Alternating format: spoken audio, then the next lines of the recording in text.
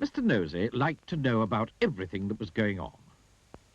He was always poking his nose into other people's business. Mr. Nosey was the sort of person who, if he came upon a locked door, couldn't resist looking through the keyhole to see why the door had been locked. Mr. Nosey was the sort of person who, if he found an unopened letter addressed to somebody else, would simply have to open it to find out what was inside. Mr. Nosey was the sort of person who, if he was sitting reading his paper on a train, would much rather read the paper of the person sitting next to him. Naturally, as you might well imagine, Mr. Nosey was not very popular. People did not like the way in which Mr. Nosey would peek and pry into their affairs. They did not like it at all. But did that stop Mr. Nosey peeking and prying? It did not. Mr. Nosey lived in a funny, tall, thin house in a place called Tittletown. The people of Tittletown decided that Mr. Nosey was becoming much too nosy. And so they held a meeting to discuss what to do about him.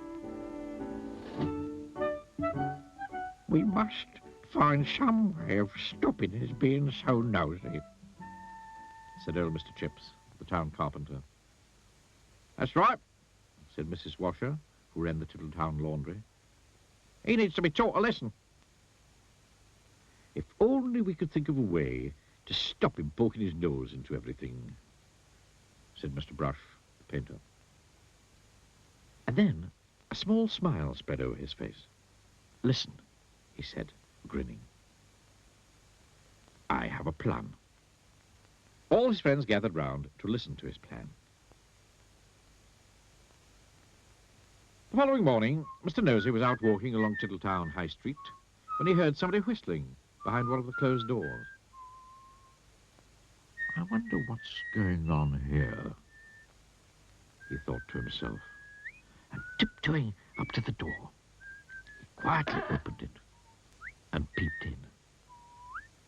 Splash went a very wet paintbrush right on the end of Mr. Nosey's nose, covering it with bright red paint. Oh, dear.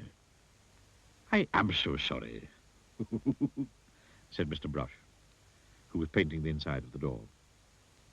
Poor Mr. Nosey had to go straight home and try to remove the red paint, which was very difficult and rather painful. Mr. Brush chuckled to himself. The plan had begun. The following day, Mr. Nosey was walking past the laundry when he heard someone laughing on the other side of the wall. I wonder what's going on here, he thought to himself. And, standing on tiptoe, he looked over the wall. Snap! Went a clothes peg right on the end of Mr. Nosey's nose. Oh, dear. Oh, I am sorry, said Mrs. Washer, who was hanging up clothes on a washing line on the other side of the wall. Poor Mr. Nosey removed the clothes peg and went off down the street feeling extremely sorry for himself and for his poor red nose. Mrs. Washer chuckled to herself. The plan was working. The next day, Mr. Nosey was going past a fence when he heard hammering. I wonder what's going on here, he thought to himself. Creeping very quietly to the end of the fence, he peeped round. Bang! Went a hammer right on the end of Mr. Nosey's nose. Oh, dear. Oh, I am sorry, said old Mr. Chips, who was nailing up a loose plank in the fence.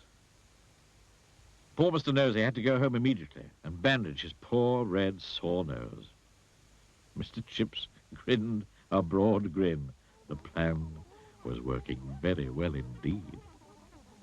The following day, Mr. Nosey was walking in the woods when he heard someone sawing wood.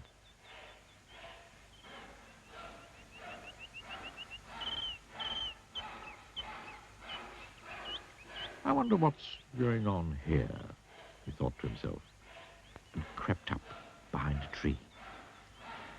He was just about to peer out from behind the tree when it suddenly occurred to him that if he did, something very nasty might happen to his nose. And so he went on his way without being nosy. Behind the tree, with a saw raised in his hand, stood Mr. Hurd, the farmer. When he saw that Mr. Nosy had gone on his way without being nosy, he laughed and laughed and laughed. The plan had worked. Mr. Hurd hurried off into Tittletown to tell everybody. The plan really had worked, because after that Mr. Nosy stopped being nosy and soon became very good friends with everybody in Tittletown. And that really is the end of the story, except to say that if you were ever tempted to be as nosy as Mr. Nosy used to be, you'd better expect one thing, a very sore nose.